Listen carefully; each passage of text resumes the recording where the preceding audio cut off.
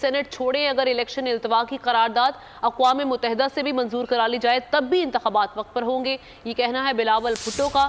Supreme court کے باہر media سے گفتگو میں چیئرمین پیپلز پارٹی نے مزید کہا کہ چاہتے ہیں کہ تمام سیاسی جماعتیں تاریخ سے سبق سیکھ کر آگے بڑھیں۔ بلاول بھٹو کا کہنا تھا کہ بانی پی ٹی آئی نے سیاست میں جو کیا آج وہی بھگت رہے ہیں۔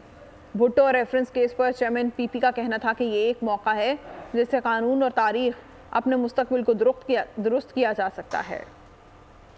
پہلے بھی کہا ہے کہ سینٹ کا قرارداد اپنی جگہ، آپ اقوام متحدہ سے بھی قرارداد پاس کروا دے۔ 8 فروری کو الیکشنز ہو رہے ہیں کہ اگر 3-4 سینیٹرز اٹھ کے کہتے ہیں کہ الیکشنز ڈیلے کیا جائے، کیا ان کا بات میں زیادہ قانونی اور آئینی وزن ہے یا چیف جسٹس آف پاکستان کا فیصلہ میں زیادہ؟ کراچی میں الحمدللہ پاکستان پیپلز پارٹی نے بہت ترقی کیا ہے۔ یہ پاکستان کی تاریخ میں پہلی بار پاکستان پیپلز پارٹی نے حال ہی میں کراچی کا بلدیاتی الیکشنز اور حیدرآباد کا بلدیاتی الیکشنز جیتے ہیں۔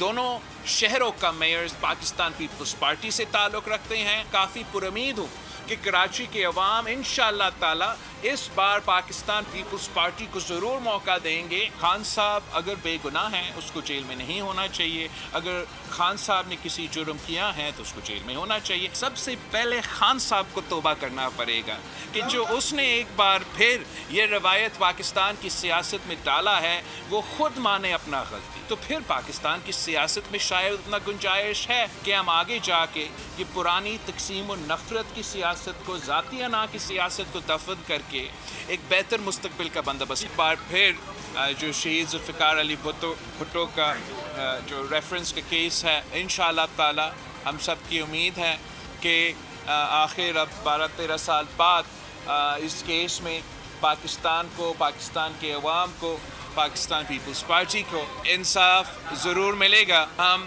تاریخ کو درست کریں۔ یہ نہ صرف ایک موقع ہے کہ سپریم کورٹ کا ادارہ اپنا ادارہ سے ہی یہ داد دوہے، ہم نہ صرف یہ سمجھتا ہے کہ تاریخ کے لحاظ سے سبسکرائب کریں اور بیل دبائیں تاکہ کوئی خبر رہ نہ جائے۔